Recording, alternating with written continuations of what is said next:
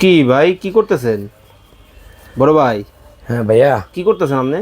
আর বাইরে কোরবানি আয় পড়তেছে, টাকা তো ভালো মতো নিতে হবে ভাই।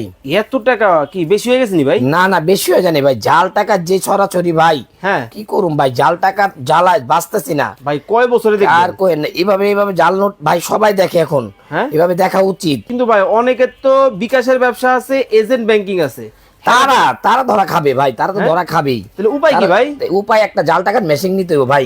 জাল টাকার মেশিন? জাল টাকার মেশিন নিতে হবে কি ভাই। কোন? আর নাইলে আপনারা ধরা খাবেনি ভাই। কোন মেশিন ভাই? এই যে দেখেন এখানে অনেক মেশিন আছে ভাই। ওরে ভাই এত মেশিন! হ্যাঁ ভাই, মানে আপনার মতো এইভাবে আর খুঁটিনাটি করে খুঁজতে হবে না? না না না, আমার মতন এভাবে খুঁটিনাটি মানে গন্তে হবে না কারো। আমি একটু দেখালাম, আমি একটু দেখালাম ভাই, বুঝছেন? মানে এখন আর টাকা এইভাবে করে এলোমেলো করে দেখতে হবে না? না না না, এরকম টাকাটা আমি গোছানোর কোনো দরকার নাই। ওকে আমি টাকাটা উঠায় ফেলাই নাকি। ওকে আমি একটু দেখালাম, এরকম করে গ্রামের অনেক ভাই বা মুদি ব্যবসায়িকরা বা গরুর হাটের ব্যবসায়িকরা এভাবে দেখবে। আচ্ছা কিন্তু আসলে এভাবে টাকা দেখলে তো আর টাকা বের করা যাবে না, যাবে না। টাকা বের করতে হবে কি ভাই? কি করতে হবে? টাকা বের করতে হবে ভাই মেশিনে। মেশিনে? ঠিক আছে, মেশিন দিয়ে আপনারা টাকাটা বের করে দিবেন, ঠিক আছে? আচ্ছা আমি একটা টাকা জাল নোটটা আমি দিয়ে দেবো একটু Okay. মাঝখানে। হ্যাঁ ভাই, আমি টাকাটা মাঝখানে দিয়ে দেবো। এখন আমার এখানে যদি কোনো জাল নোট থাকে ওকে সেক্ষেত্রে আমার মেশিনে গুনে দিবে। হ্যাঁ ওকে, মেশিনে করে দিবে। মেশিন, এই যে আমি টাকাটা দেবো কি ভাই, এই যে টাকাটা দিয়ে দিলাম। ও রে। ওই টাকাটা আমার এলোমেলো ছিল ভাই। হ্যাঁ। আমি যে উঠেছি না, টাকাটা হ্যাঁ। এলোমেলো ছিল।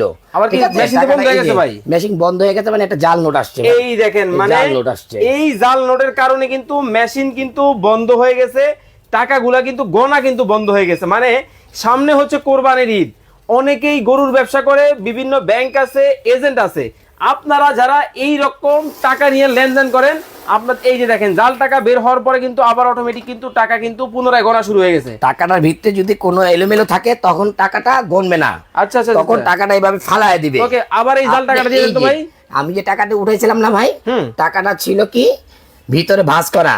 ওকে, এখন আমি আবারও টাকাটা দেব সুন্দর করে, এই যে দেখেন। ও রে, দেখেন এই দেখেন। এখন কি টাকা উঠছে না।